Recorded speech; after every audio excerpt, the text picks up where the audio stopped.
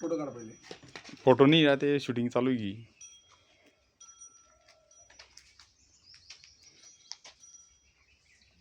काही हालचाल करायला तयार आहे भाऊ.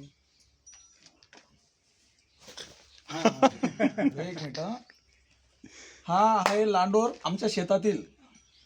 याचा पाय लंगडा झालेला आहे. आम्ही फॉरेस्ट डिपार्टमेंटला फोन केलेला आहे आणि त्यांनी सरकारी दवाखान्यात फोन करून सरकारी डॉक्टर आता येत आहेत याच्या उपचारासाठी.